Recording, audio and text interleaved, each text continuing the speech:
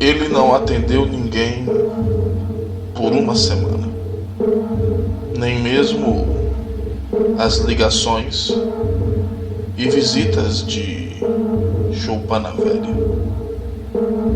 O caso não surtiu grandes efeitos de toda forma. Quem estava lá soube que tudo tinha saído do controle em algum momento.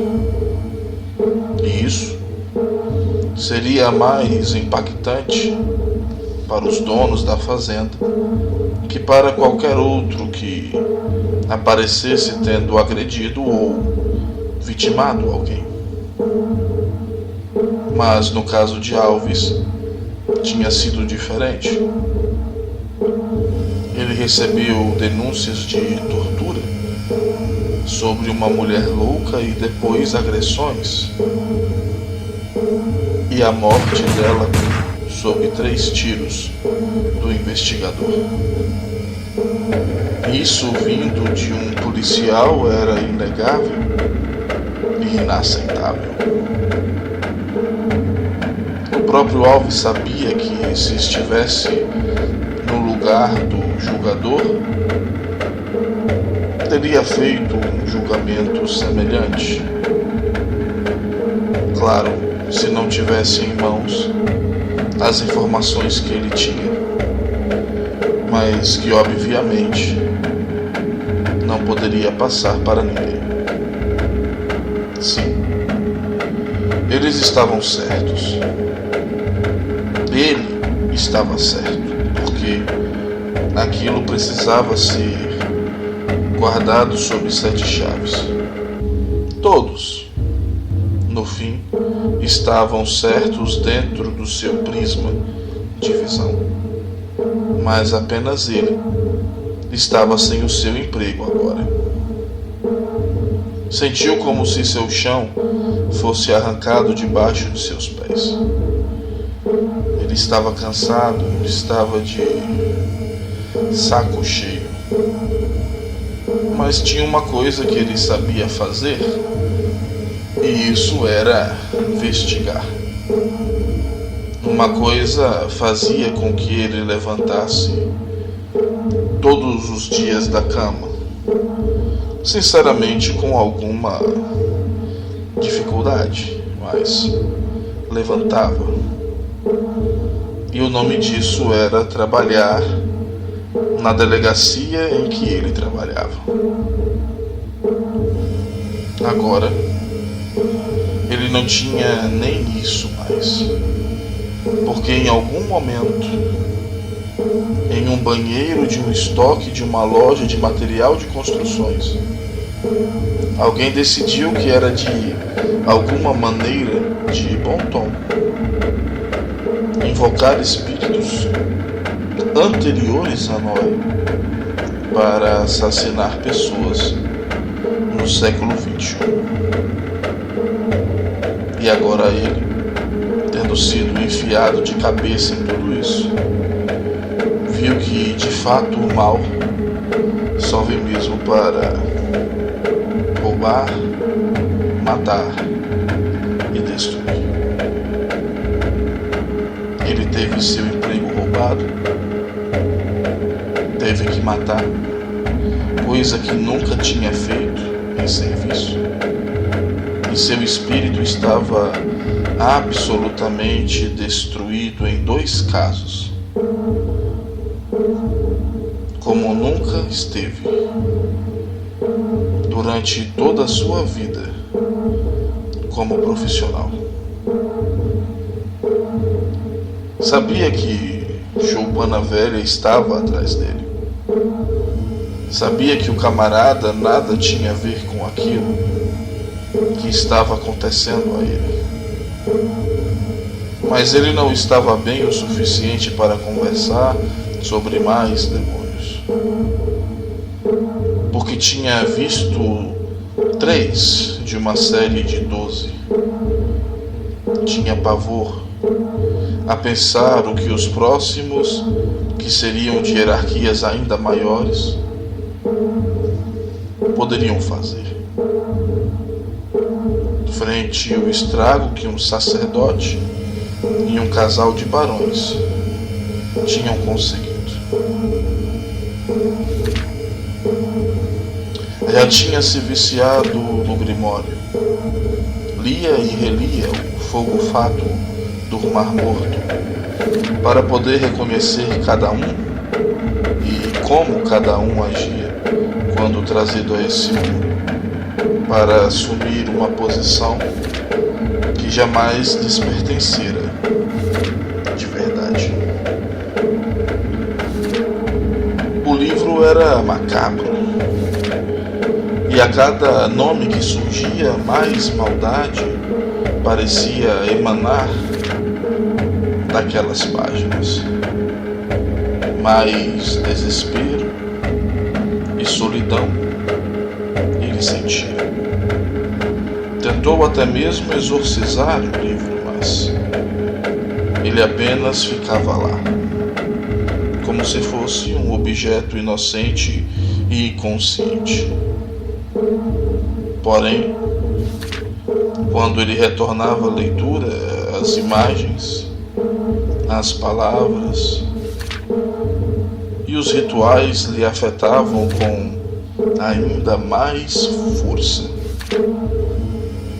como que ele executando a vingança perfeita, incitando a curiosidade e atacando a mente onde ele não tinha as mãos, braços ou pernas em que Alves tanto confiava para se defender. Ali, ele estava absolutamente incapacitado e com todas as portas abertas para que acontecesse o pior. Mas ao mesmo tempo, lhe envolvia aquela raiva, aquele sentimento de ter perdido tudo e querer voltar para tomar de volta ao menos a honra que lhe foi tirada. Era como se duas personalidades brigassem dentro dele. Uma com vontade de entregar tudo, deitar chorando, desistir.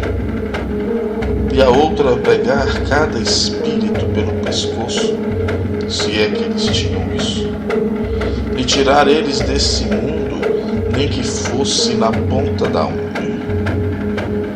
para que eles entendessem que nunca tiveram poder aqui, mesmo assumindo corpos para ter formas físicas.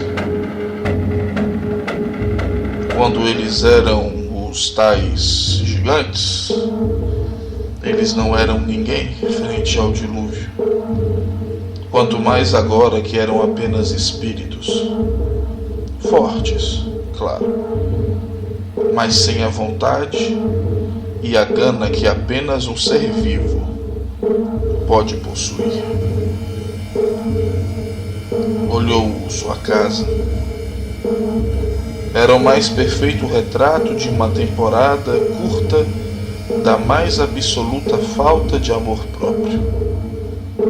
A escolha era simples: aceitar aquilo e ser aquilo, ou tomar uma atitude diferente e refazer sua vida, começando, é lógico, pela remoção daqueles espíritos do Grimório do nosso mundo.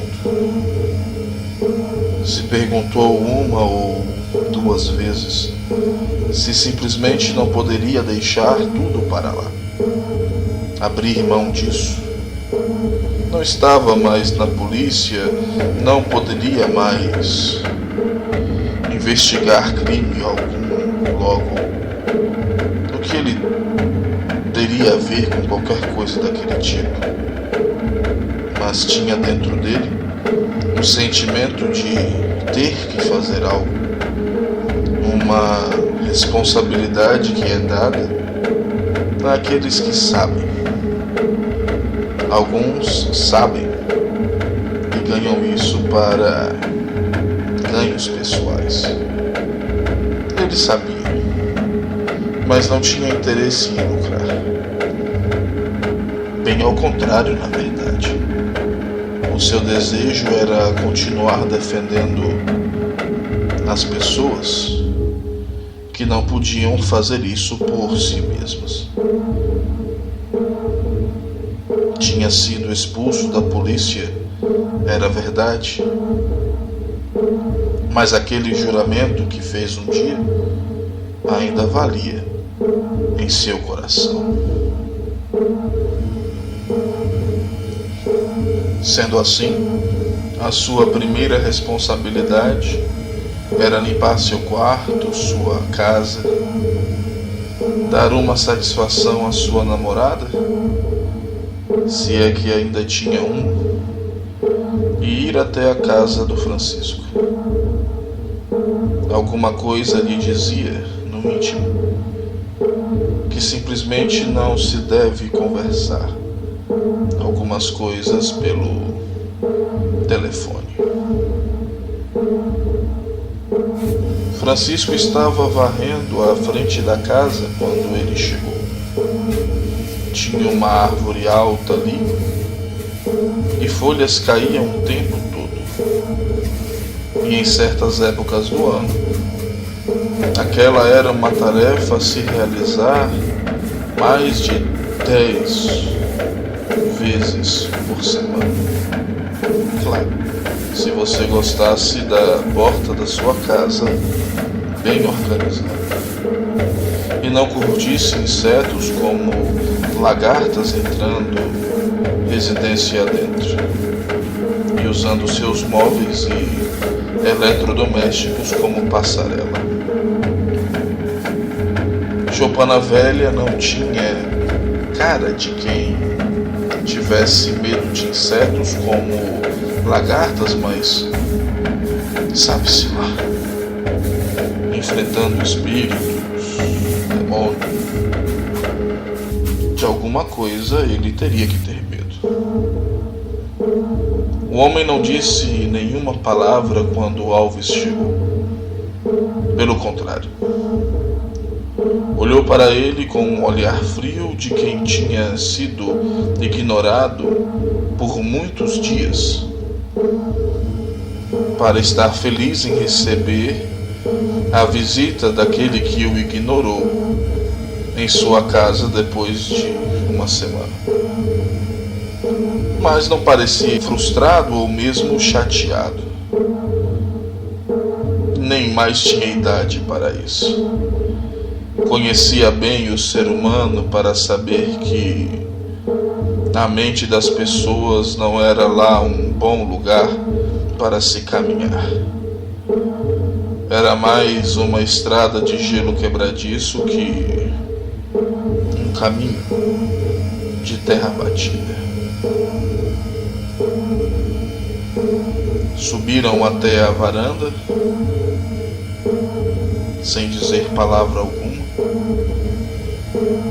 e Francisco lhe apontou uma cadeira, poltrona, confortável, de madeira, com estofado para que ele se sentasse. Alves se questionou se o seu companheiro não estava considerando aquele silêncio engraçado, mas não iria questionar. Sentou-se e sentiu um conforto diferente.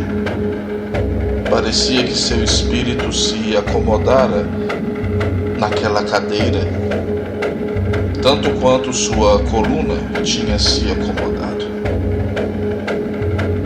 Pensou se ali não teria alguma espécie de encanto ou oração justamente para isso. Mas logo percebeu que não. Notou que simplesmente era possível estar confortável ali, porque ele podia confiar naquele cara que tinha conhecido faz tão pouco tempo. O outro retornou com uma bandeja. Sobre ela estava uma jarra de suco de limão, 2 copos grandes com gelo e algumas torradas, e em um pequeno copinho descartável uma quantidade de creme de alho. Sentou-se também de forma confortável, mas não sem antes se servir do suco e dar um grande gole, fazendo um barulho de satisfação e refrescância com a boca, e só então se acomodando na cadeira e ainda olhando para Rodrigo, apenas esperando. Era o que inconscientemente Rodrigo mais queria: poder comunicar o que estava passando dentro dele mesmo. Mesmo que ele não soubesse disso. Começou a falar de tudo que tinha acontecido, como aquilo tudo foi se tornando uma bola de neve para ele. Como ser ignorante era libertador. Era uma vida que ele considerava sem nenhuma novidade. E por isso era uma vida que, por mais risco que corresse, não era tão perigosa. Era apenas a vida de um investigador civil. Tinha que cuidar de sua vida aqui mesmo, no outro mundo. Céus, espíritos, inferno, eram apenas coisas a se pensar em uma ou outra conversa, ou mesmo em algum momento de extrema dificuldade. Ele ia à igreja, cumpria suas obrigações, até de se confessar quando achava que nem mesmo tinha feito algo que merecesse algo tão grande assim. Mas estava ali dentro e era um protocolo, era a lei, e ele decidiu seguir aquilo. Mas ainda assim, esses planos exteriores estavam distantes, mesmo dentro da missa. Ele tinha convicções sobre tudo que acontecia ali dentro, mas não era algo que estava impregnado nele. Aquilo, tanto quanto impregnar, puxava para baixo, sujava e fazia com que o odor fosse insuportável, como aquela secreção que sai dos montes de lixo. Corria devagar, mas ia tomando seu lugar, mostrando sua presença, se impondo, cada vez se misturando mais ao solo. Construía um ambiente nocivo, nojento, nauseabundo. Aquela verdade era assim, era inesperada. Melhor, não era nem mesmo para ser inesperada. Era para ser inexistente. Quanto daria do próprio bolso para nunca ter que ver o que viu ou ouvir o que ouviu. Que sua mente não estivesse cada vez mais preenchida com aqueles conhecimentos que nada mais lhe trazia que companhias indesejadas, que mais do que querer o seu mal, queriam o seu fim. Ao ser marcado com a fé, foi também marcado para sempre como alguém a ser perseguido. O como possuidor de um segredo infame que precisava manter aquilo em silêncio enquanto necessário. Mas então, quando não fosse mais preciso que o segredo sequer existisse, seu portador seria tão descartável quanto a informação.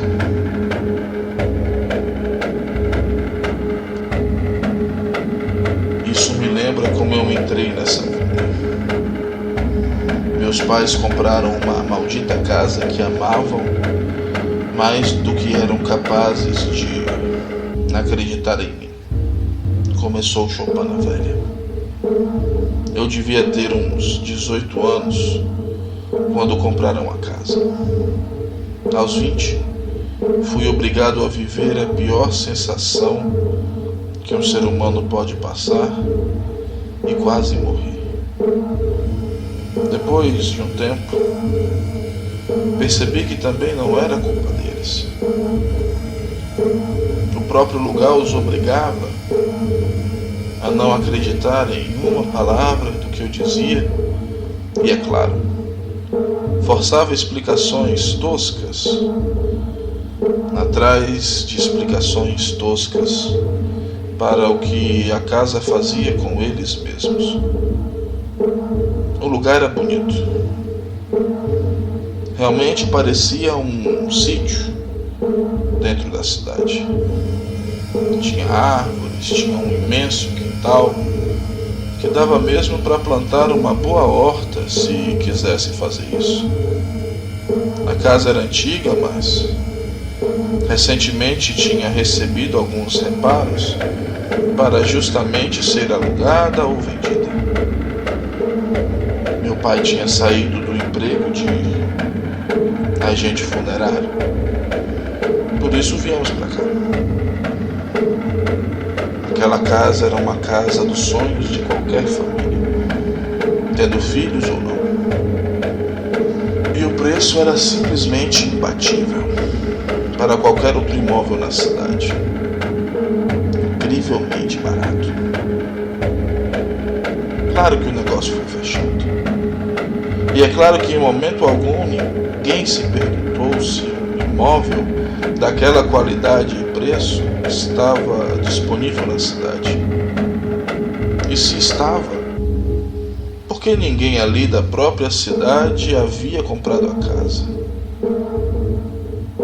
Resposta: porque sabiam que aquele lugar tinha sido uma prisão de loucos algum tempo antes, e que muita coisa aconteceu naquele terreno desde então, até que tudo fosse destruído.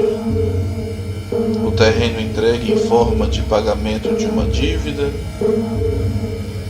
e depois, por herança, se transformar naquela casa onde nenhum dos herdeiros queria viver.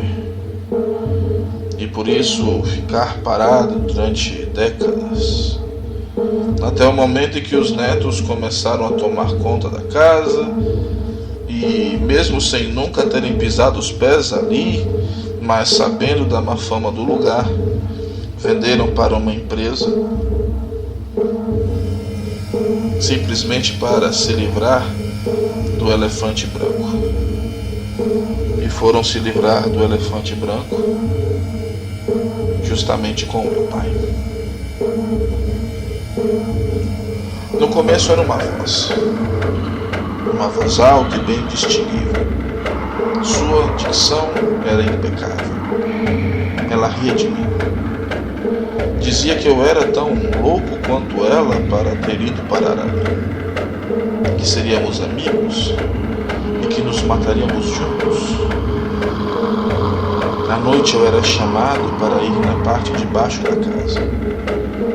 Não temos sótãos ou porões aqui nas casas do nosso país, normalmente, mas aquela casa não era uma casa qualquer. Foi um lar de loucos que foi reconstruído depois como uma casa de família. Mas com certeza havia influência dos seus antigos moradores. E ela me chamava para que eu conhecesse o seu melhor esconderijo. Claro que meus pais não acreditaram. Como eu disse, a casa não iria permitir que eles fizessem isso. E começaram a agir até com violência comigo, pelo fato de não acreditarem. Fora de casa eram compreensivos e, por mais de uma vez, pareceram dispostos até mesmo a sair dali quando conversávamos em outro lugar, mas quando a gente voltava, a casa parecia ler o desejo deles e depois de um tempo, eles quase não saíam mais de dentro de casa e não faziam mais nenhuma atividade perto de mim. Não saíam mais para jantar, não faziam passeio algum, até a igreja eles abandonaram. O pároco até veio falar com eles, mas eles gentilmente expulsaram o padre de casa, dizendo que quando chegaram na vizinhança, ninguém veio visitá-los, mas quando doeu no bolso a falta do dízimo, o bom pastor tinha vindo até as ovelhas. E depois que ele saiu, a gentileza terminou e eu levei uma surra que nem consigo me lembrar. Apenas tinha meu corpo todo dolorido e os cortes estavam por toda parte. É claro que depois daquela surra eu desisti. Disse, tanto faz. E fui ver o esconderijo daquela voz. Era um buraco cavado no chão que parecia sair da casa e continuar na direção dos fundos da propriedade. No fim desse túnel estranho, eu vi um esqueleto muito velho e outros crânios em volta pela parede do túnel. Lembro que fazia muito frio. Lembro que mesmo sendo ossos secos, aquele lugar fedia. Sentei em frente ao esqueleto que estava inteiro, enterrado na parede final do túnel, numa posição esdrúxula. A voz parecia sair de dentro daquele crânio. Em um determinado momento, uma mão acariciou meu peito, subiu pelo meu pescoço e me empurrou pelas costas. Minha cabeça bateu no crânio do esqueleto. Fiquei tonto. Contudo, percebi quando algumas gotas negras caíram da boca do esqueleto dentro da minha própria boca. Não vou descrever a sensação de ser possuído, porque não quero que você vomite ou desmaie aqui. Não era um demônio. Era um ex-diretor da prisão que matou vários pacientes realizando um ritual para que ele mesmo se transformasse em um demônio. Claro que não deu certo, mas aquele espírito e tantos outros ficaram presos naquele lugar, desejosos de vingança e morte. O mais forte era o diretor que os prendia. Foi ele quem me possuiu. E por causa disso, eu cortei meu pai com uma navalha do supercílio até a garganta e decepei praticamente todo o seio esquerdo da minha mãe.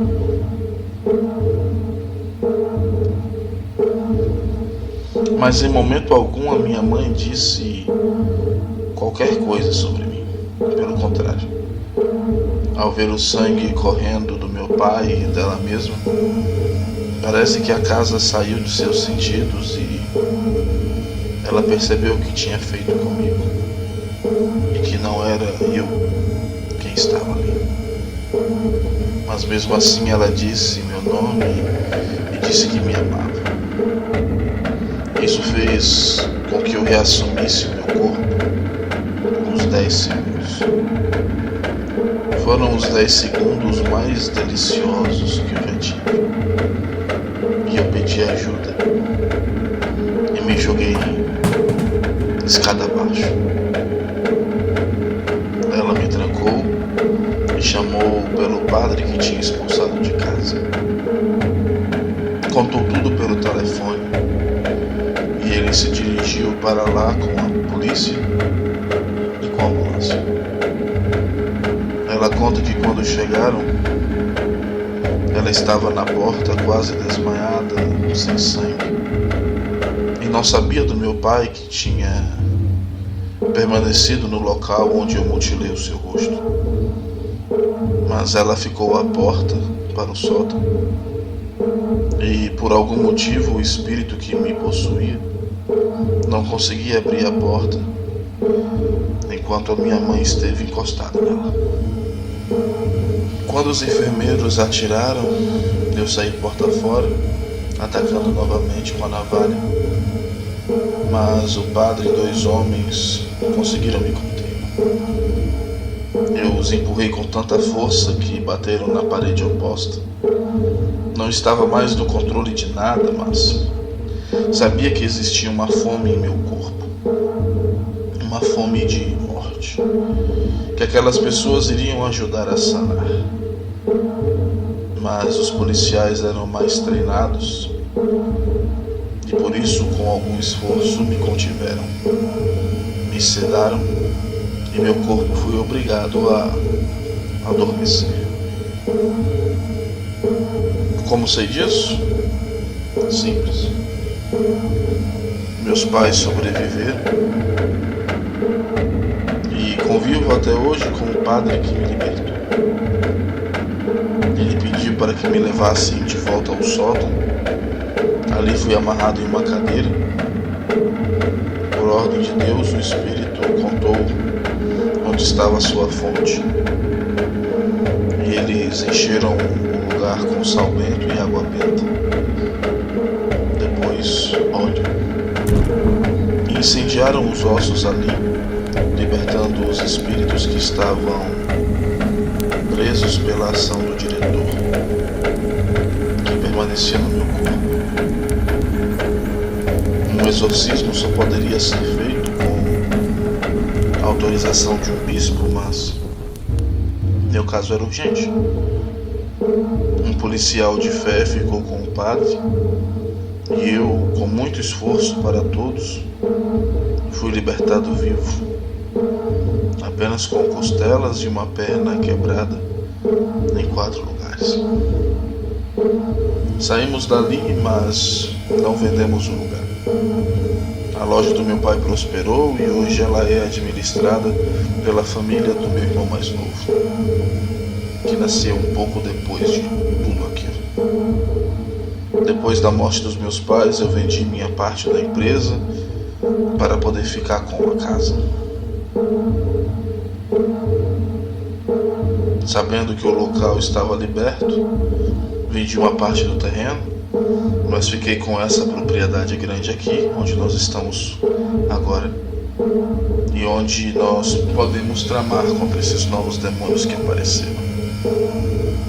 Eu poderia trabalhar com o quarto, onde guardo as fontes das infestações, agora devidamente protegidas e constantemente abençoadas pelo mesmo padre ou um outro indicado pela diocese, para que tudo seja mantido em segurança e os espíritos fiquem presos em suas casas. Desde meus 21 anos venho perseguindo essas coisas, pois essa experiência criou em mim um sinal que percebe a influência desses males. casei com uma mulher dotada de uma sensibilidade muito forte. Tivemos 2 filhos que moram fora do país, cuidando de coisas que nada têm a ver com o que mexíamos. Ela se foi há 14 anos, por causa de um câncer no ovário. Mas sei que isso nada teve a ver com essas coisas. Doenças chegam e vão,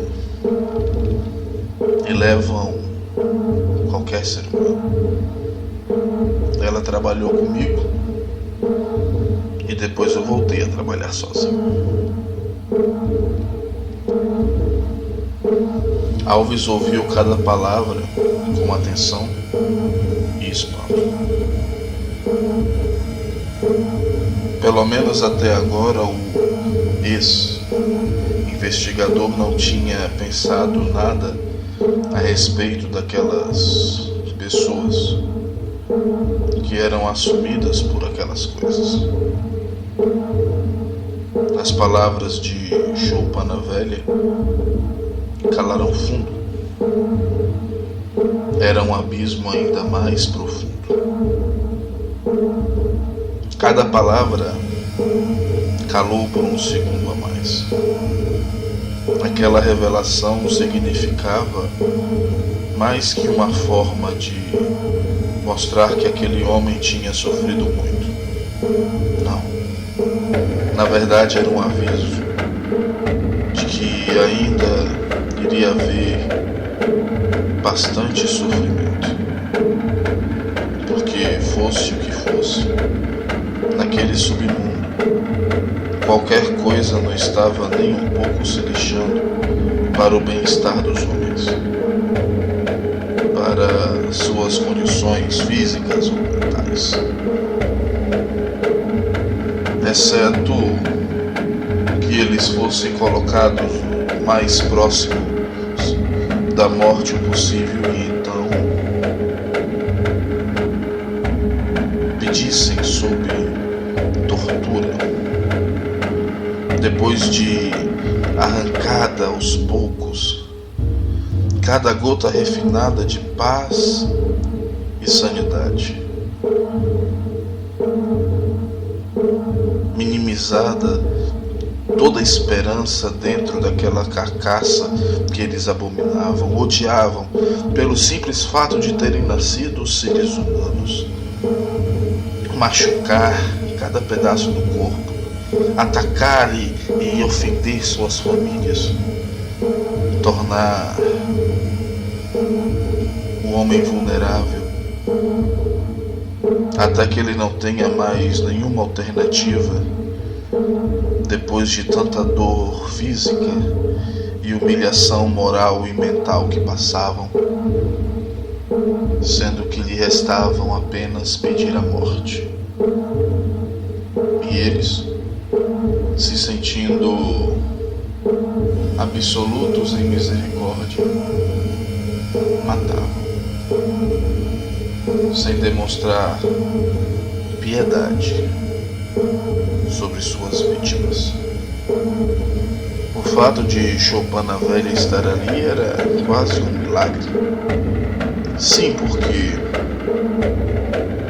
praticamente ninguém sobrevive a sessões verdadeiras e duradouras de exorcismos, principalmente quando o espírito maligno já está impregnado na carne do indivíduo como um câncer, consumindo seus órgãos e deixando sua carne apodrecer pouco a pouco, já que lá dentro estava um espírito que não era dali. Ele havia lido coisas de verdade sobre o assunto e não apenas filmes e best-sellers que tinham finais felizes. Então ele entendia de fato dos terrores que aquelas pessoas passavam. E diante dele, agora ele sabia, estava um homem que realmente tinha sobrevivido a tudo aquilo. Isso lhe levava para 2 caminhos. O primeiro em que ele tinha que reconhecer que aquilo era algo que ele iria conviver independente do trabalho dele ou não. Por mais que ele se dedicasse a colocar alguma ordem e paz nesse mundo, alguém iria se meter com algo obscuro para ter o que não conseguiria com seu próprio esforço, ou até para realizar alguma vingança que colocaria alguém que lhe causou algum mal diante de um mal pior ainda. O outro caminho era saber que haviam pessoas que, sabidas desse mal, dedicavam suas vidas e os ossos do seu corpo a parar esses demônios. Naquele caso, ele temia o primeiro, mas se encorajava cada vez mais em fazer parte do segundo. Se Chopin a Velha conseguiu se reconstruir, por que ele não? Se Chopin a Velha jogou na cara daqueles demônios que ele poderia se levantar e devolver na mesma moeda àqueles que queriam acabar com sua vida, claro que Alves poderia fazer a mesma coisa e não permitir que ninguém atacasse toda uma cidade, toda uma sociedade. Eles poderiam tentar tirar de Alves tudo o que ele tinha, mas agora Alves entendia que ele também poderia ter uma oportunidade de fazer tudo queimar para os seus inimigos, mesmo dentro do seu preconceito de entender que seus inimigos deveriam gostar de coisas quentes.